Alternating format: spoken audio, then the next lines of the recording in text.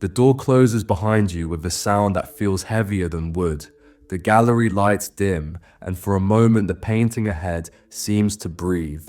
You step closer, and the illusion collapses time. You are no longer standing in the present. You are inside a room painted in 1434, where two people wait in silence, caught mid-gesture, as if something irreversible has just happened, or is about to.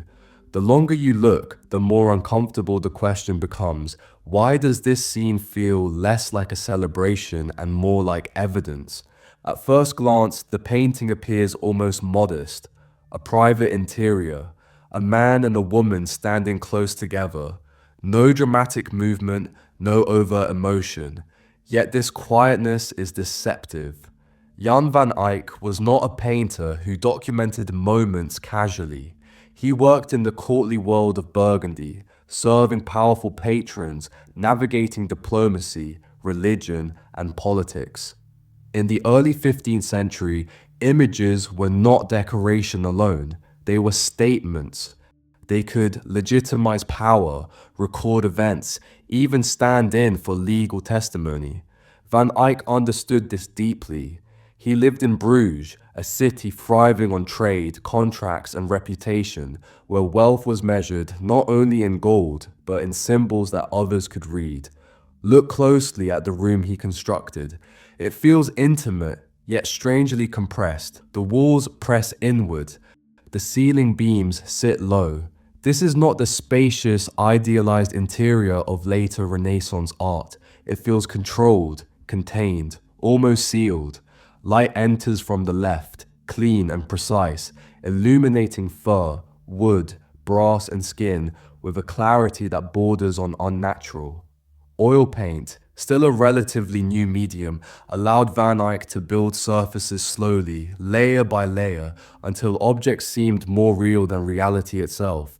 This was not illusion for beauty's sake, it was illusion with intent. Your eye moves to the figures. The man stands upright, rigid, dressed in dark, expensive fabric trimmed with fur that would have been instantly recognized as a marker of wealth and authority. His face is calm but distant.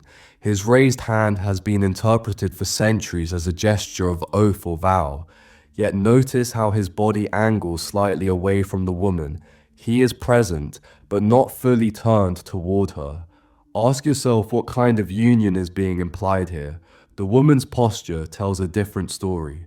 Her body curves inward beneath layers of heavy green fabric lined with fur so costly it would have required thousands of pelts. Her hands gather the dress at her abdomen, creating a pronounced bulge that has fueled centuries of debate. Is this pregnancy or fashion? In Van Eyck's time, wealthy women often wore gowns designed to emphasize volume, signaling prosperity and access to luxury textiles. The ambiguity is deliberate. He gives us just enough to assume, but not enough to confirm. Her face is pale, composed, almost withdrawn. She does not meet the man's gaze. She does not meet yours. Instead, she seems turned inward, as if already removed from the moment unfolding around her. In a culture where portraits often emphasized continuity, lineage, and future, this emotional distance feels unsettling. Then you notice the objects, a carved bed in the background, rich with connotations of intimacy, lineage, and domestic life. Oranges on the windowsill, exotic imports in Northern Europe at the time, signaling global trade and wealth. Each item feels placed, not arranged, chosen, not incidental. And then there is the mirror, small, convex, impossibly detailed. At its center, the room is reflected back at you, curved and compressed, yet unmistakably accurate. You see the couple from behind. You see the window, the chandelier, the beams. And near the doorway, two figures stand where no one should be. They are not interacting, they are watching. Ask yourself why Van Eyck painted them. Above the mirror, written boldly on the wall, is a phrase that has unsettled historians for decades. Jan van Eyck was here. Not signed discreetly, not hidden, declared. It reads less like authorship and more like testimony. In a world where images could serve legal and social functions, this wording carries weight.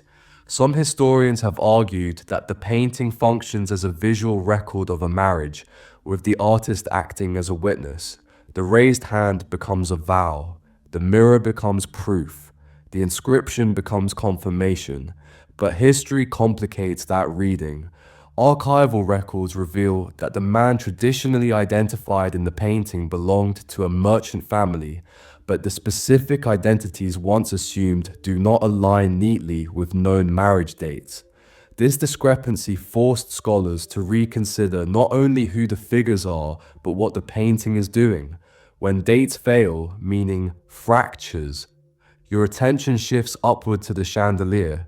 Its metalwork is rendered with astonishing care, each curve catching light differently. Yet something feels wrong. Despite it being daytime, only one candle burns. It hangs directly above the man. Above the woman, a candle has burned down completely, its wick extinguished. In medieval visual language, candles were not neutral. A single flame could signify divine presence, consciousness, or life itself.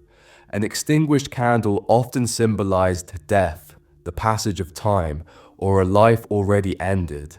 Some scholars interpret this contrast as symbolic rather than literal, a reminder of mortality. Others see something more specific, a division, life and death occupying the same space. Look again at what stands behind the woman, a carved wooden chair, its post topped with a small figure of a woman standing on a dragon. This figure has been identified as Saint Margaret, a patron saint of childbirth, associated with women who died giving life. Archival evidence suggests that a woman connected to this household died the year before the painting was dated, possibly during childbirth. If that is true, the painting's meaning shifts dramatically. What if this is not a celebration of union, but a commemoration of loss?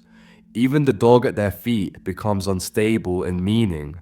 Traditionally read as a symbol of fidelity, it also appears in funerary art as a guardian, a companion for the deceased in the afterlife. Which role does it play here? Love or watchfulness? The mirror's frame deepens the unease. 10 small medallions surround it, each depicting scenes from the Passion of Christ. They are not arranged randomly. On one side, Christ's suffering and death. On the other, resurrection and life. The man stands aligned with the scenes of life.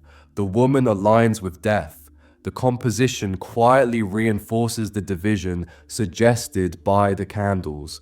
Some historians caution against reading too much into these details.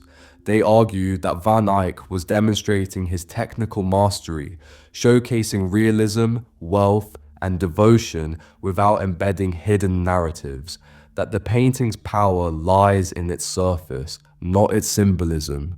This caution is valid.